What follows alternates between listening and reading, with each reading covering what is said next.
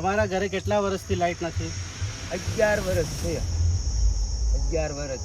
ત્યાં બીજા પણ બહેનો ઊભા છે, તેમના જોડે જાણવાનો પ્રયાસ કરીએ.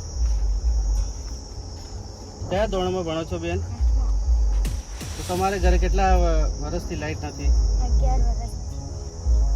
તો અભ્યાસ કરવામાં તકલીફ પડે છે તમને? તકલીફ તો ઘણી પડે છે અભ્યાસ કરવામાં.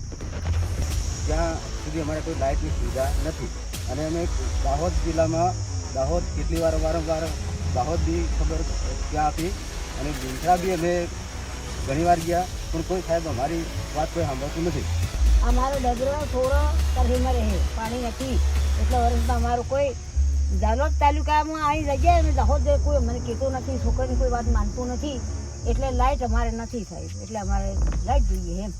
અમુક ઘણી તકલીફ છે એમ.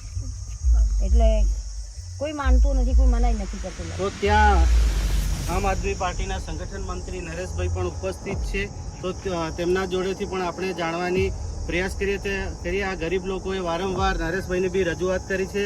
નરેશભાઈ જિલ્લામાં અને તાલુકામાં MGVCLની કચેરીએ વારંવાર રજૂઆત કરી છે, તો આપણે તેમના જોડે પણ જાણવાની કોશિશ કરીએ.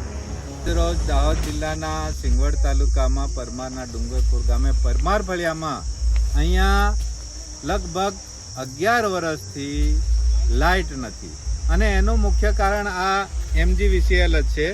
એમને અહીંયા થઈને એક લાઈન નીકળતી હતી જે ઘરની લાઈન હતી.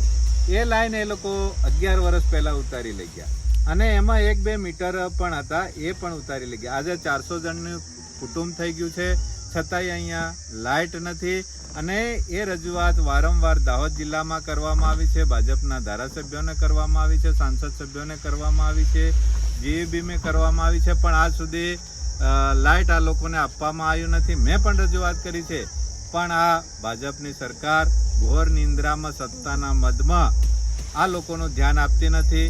આ ગરીબ માણસો છે, લાઇટ માંગવા માટે જાય ક્યાં એ મોટો પ્રશ્ન છે.